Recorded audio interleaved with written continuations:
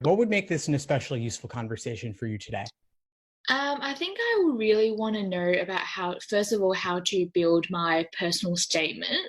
And also, the second question is, if it's okay, can I tell you a bit more about what I've been doing, working towards the application, and whether I'm on the right path to building up the profile? Yeah, absolutely. So let's start there. What are you doing to build your profile? Okay, so at the start of the year, I was looking into immigration law and litigation. I was deciding between those two, and I thought I'll start with migration law as like my focus and like my field of interest because it was a bit more easy to work with in terms of like demonstrating your interest and like building up the profile. So I did a lot of volunteering and project did a lot of project initiation for the volunteering side of things and a lot of leadership stuff with don't know if you know the organization like Rotary International and Rotaract. Yeah, so I did a lot of leadership stuff in there, which I'm still doing currently, but I've toned that down a bit because I've launched more into the professional field. So I've got a couple of proper law firm jobs. So so I've got a law clerk role, which I'm doing right now, and also some legal research opportunities on the side. I also really enjoy doing research in general. So I'm doing a politics degree right now in university.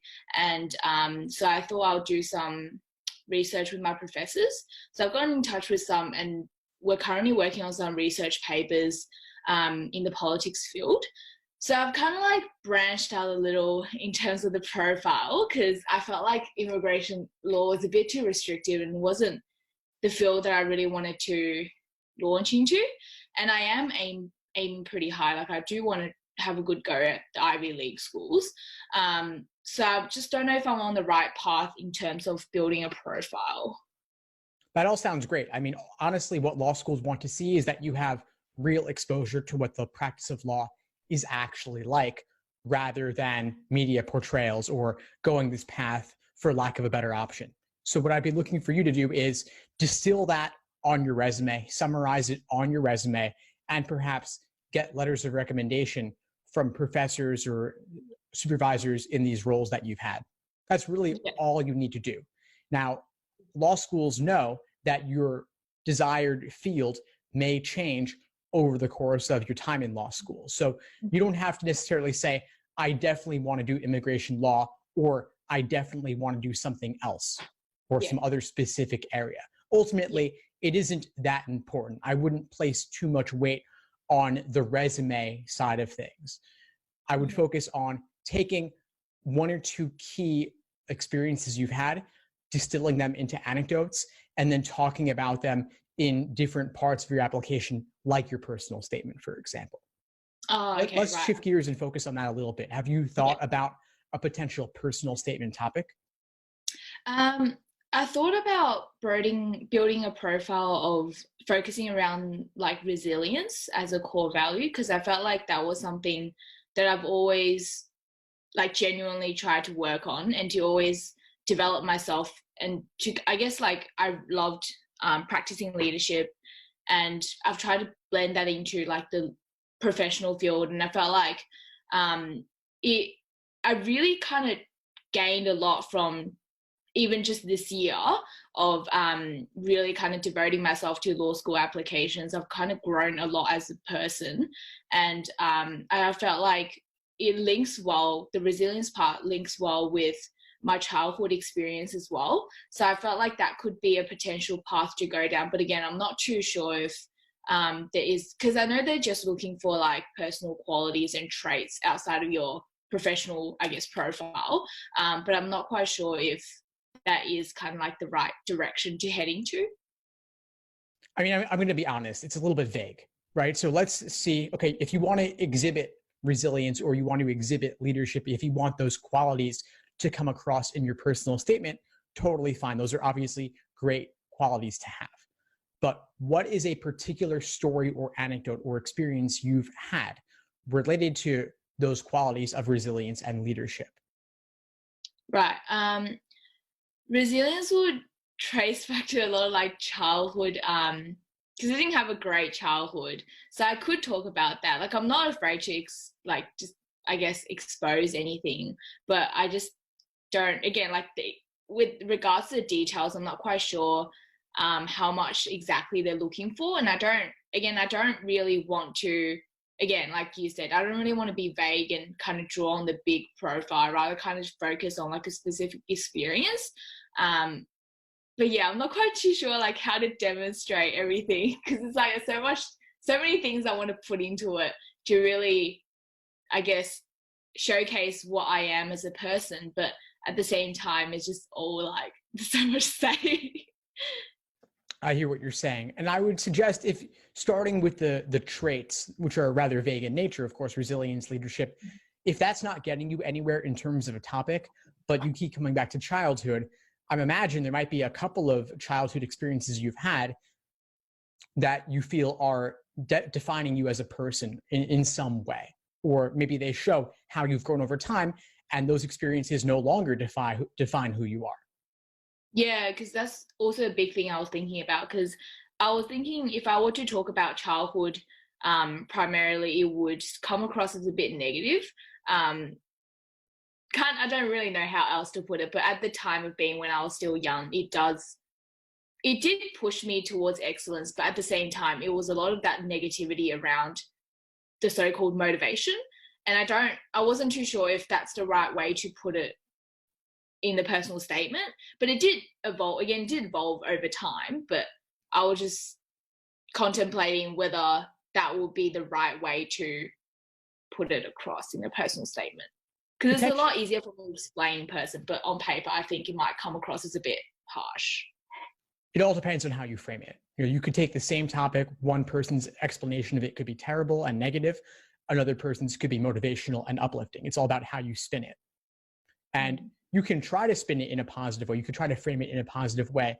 If ultimately the result isn't what you're looking for, I would take it in a different direction and talk about something perhaps more recent instead that relates a bit more to who you are today. I could imagine for a negative childhood experience, if you talk about how your perspective on that experience changed over time as you developed as a person, that could be one way to frame it. Or you could talk about how you overcame an obstacle of a negative experience and how you grew as a person as a result of that. And the lessons you learned from that experience helped you take your life in a more positive direction. Right. Okay. It all depends on how you frame it, though. I mean, anything, virtually anything, could make for a good personal statement topic. It's all about what you do with it. But negative experiences, they're tricky because you don't want them to walk away feeling disheartened. Yeah. You don't want to be a downer on this. You want them to you want them to like you, and you want them to walk away feeling good about you as a result of this. And you also don't want to run the risk of coming across it as looking for pity. Yeah. Yeah, that's also a big thing, because I was thinking about how to frame it. So there's no particular qualities or like checkboxes, I guess, you got to tick in a personal statement. There's no, like, I guess, criteria, if that, like, a harsh way to put it. No, there really is no particular criteria. There's no absolute checkbox you must check. Like, you don't have to demonstrate resilience or leadership. Those are nice things. I think maybe they're a little bit cliche, so I wouldn't even I wouldn't come across as seeking to demonstrate those as like the point of the statement. All you want to show is that you're mature, that you are reasonable, that you're going to law school for well thought out reasons, not for lack of better option. And you do want to tell in some part of your application, why law school, why now? That has to come across in some way. And so, like I said, exposure to the field of law is something you want to show them. And you also want to show them that you have good reasons for going to law school. Yeah. By good reason, do you mean, I guess my reason isn't really linked to, it's not really a special reason. I think a lot of people will resonate with this reason as well. But by good reason, do you mean like one that doesn't sound cliche, or does it have to be, I guess, unique in a sense? Or like, what do you, define as like a good reason, I guess? I think you want to show that if you look over your professional and educational trajectory up to this point, that law school, you can make the argument that law school is a next natural step for you. So you mentioned immigration law, if you had experience in that area. If you mentioned research for a professor, you've had experience there. So you've had real exposure to what the practice of law is like, or what legal research could be like. Yeah. And then you know what it's like, you know what you want to do with it potentially going forward. You have a few ideas, or you know that your experiences up to this point mean that you would at the very least do well in law school. Right, okay. Okay. Yeah, because I feel like building up for my application, I've kind of realized what I enjoy doing and what I didn't enjoy doing. So I thought at the start of the year, I should do everything. So like leadership, volunteering, jobs, research, everything.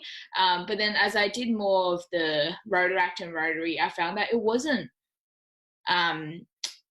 working as well as I thought it would. And I felt like it was more worth it, or I also enjoyed it more to branch out and to focus more time on my law clerk job and to also devote more time into the politics research. Because like it also, in a sense, not only do I enjoy it more, it also yields more result, like stuff that you can actually put down. Because I assisted one of my, so I got an internship at a politician's office. It just happens that she's the founder of a political party in the state. So she often gets a few like politics interns in from university, and I often assist them with their research papers. So I do get mentioned in the research paper, and like someone who's helping me with the law school application, he also said that it's a good, I guess it's a good thing to put down in your resume. So I started doing more of that, and I realized that the more I do, I actually like it a lot as well, more than the volunteering stuff. So I'm not quite sure if it's okay to drop the volunteering and leadership a bit. Certainly. I don't think you have to continue doing something that isn't meaningful for you. And I would never do an activity just for purposes of law school admissions. They honestly don't care that much. Most of it really is LSAT and GPA. But from what you've been telling me about your background, it sounds like you have taken your experiences in a positive direction. You've discovered something you really like, the law clerk job, the research work, the politics. You could talk about those. I would say maybe take one or two compelling memories from those experiences and start writing about those and see where that takes you. If you don't love the direction it's going, or you just want to keep all your options open, you could also consider writing about the childhood experience as well and see where that ultimately ends up. And maybe you can just explore a few of these on your application. One of them could be a personal statement. One of them could be a diversity statement, or one of them could be an answer to the question, is there anything else you would like to tell us? The personal statement should be the longest and should ultimately be like the real focus.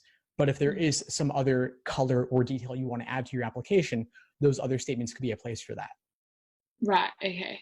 And my GPA right now, I do really want to have a good shot at the Ivy League schools, and I've checked their, I guess, law school averages, but I'm not quite sure if that's a good benchmark to measure myself against. Yeah, I mean, the medians are published. They are certainly relevant to considering where you are a viable candidate, where you've got a good shot. But as an international applicant, did you go to school in Australia? Yeah. Yeah, so sometimes LSAC doesn't really know how to interpret GPAs or transcripts from outside the US. And so it's a big question mark as to how they'll evaluate it. I would contact them for details on that. But a lot of times what it means is that simply law schools do not consider international GPAs as much as they would for someone from the US, which means that your LSAT weighs more heavily and the other parts of the application weigh more heavily as well. Yeah. Okay. Because LSAT's getting me quite stressed. But that said, by the time I'm planning to apply in 2020 November for early entry, and by that time I wouldn't have finished my course. So I finished my course. It's a 3-year course. I've kind of crammed it into 2.5. So I finished in June of 2021.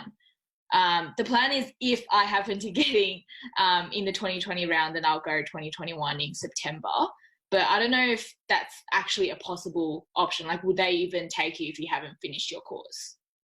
Yeah, I mean, at least in the US, where undergrad is 4 years, you typically, many students will apply in the fall of their final year to start law school the following year. So even though the grades are not complete, they're still more than half of an academic year unfinished. They evaluate you with everything up to that point. And I would imagine it would be the same for you. Okay, cool. I feel like it's so hard as an international student. The bar is so high. Yeah. It's a little bit tougher, I think, but ultimately what it really means for you, at least in your case, is that simply GPA won't be as impactful in the law school admissions process if they're not able to evaluate it as thoroughly because they don't know how to interpret the transcript. Yeah. Just to have like, I guess, a solid goal to work towards, do you have like an LSAT benchmark that I should be working towards if I was to have like an okay chance? Well, if you want the top law schools, if you want the top 14, then you ideally want an LSAT score of 170 or above. Okay, because I was looking at 175 to have a good chance, but I'm not quite sure if that's even possible right now because I've been working on the LSAT for ages and it's just, yeah, after I joined your course, I feel like the scores boosted a lot, but I haven't taken a full like Khan Academy test to evaluate it. So. Well, I would certainly recommend that you do at least a couple of timed exams in the next couple of weeks. Yeah. And because your timeline's a little bit longer, you could consider taking the LSAT in the spring or the summer as well to give yourself more time to study, more time to do full-length exams. And a 175 is a great goal, and that will certainly make you a very strong candidate. I set 170 as a more moderate goal. I think for top 14, their medians are typically in the high 160s, low 170s. And so you want 170 plus to have a good shot. 175 will give you a great shot. Because I've been, I guess, supporting myself financially through all of this, all like this year. So I found that I'm a bit worried about law school costs because I definitely would need a scholarship to even attend. So I was wondering if that actually affects my chances at law school. Well, as an international student, the only aid you'd be eligible for is merit aid. And so merit aid is basically when your numbers are above the medians of a given law school, they will give you discounts on tuition. They will give you scholarship money in order to attract you to their school.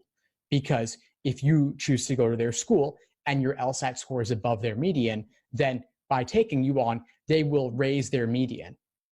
Right. So that gives them incentive. So the stronger a candidate you are, the more scholarship money you're likely to get. Now, the top 5 schools, or you mentioned the Ivy League, and for law school, it's a little bit different. In the US, it's the top 14 that we think of as like the most elite schools. And the top 5 specifically are the elite of the elite. They're not really giving out any merit aid because they don't need to. And is student loans an option in US? In general, it is, but international students typically are not eligible for those loans. Okay. I'll note that. Yeah, because cost has always been like a big thing for me because my parents don't want me to go overseas. So kind of just supporting myself. So that's why I'm a bit worried about law school costs and just staying in Melbourne because Melbourne Uni is also, Melbourne Uni Law School is already really like pretty good. So my parents are always like not supporting me on this. So there's like a lot of pressure on that aspect as well. But yeah, I guess not. Well, one thing you could consider doing is going for a top tier school that is outside the top 14, even though it's a little bit less prestigious. With a top LSAT score, certainly 170 plus, you could get a full ride and not pay any tuition at all. But there are always trade-offs. The lower the prestige, the more scholarship money you're going to get. Yeah. Okay, noted. Thank you for that. What would you say is the biggest insight you got from our call today? I think it was the information about the personal statement. So like being mature, reasonable, and explaining your reasons for why you're wanting to go to law school. Because I didn't know those were the things that I have to address or those are the things that I have to demonstrate. So that's always been a kind of like a big cloud for me. So thanks for clearing that up for me. Of course, my pleasure. Well, keep in touch and I'll see you in class soon. Thanks for tuning into the show. Please subscribe if you haven't done so already to be notified of new episodes as I release them. And feel free to reach out if you need anything at all as you move forward with your prep. I'm happy to help however I can. In the meantime, I wish you all the best and take care.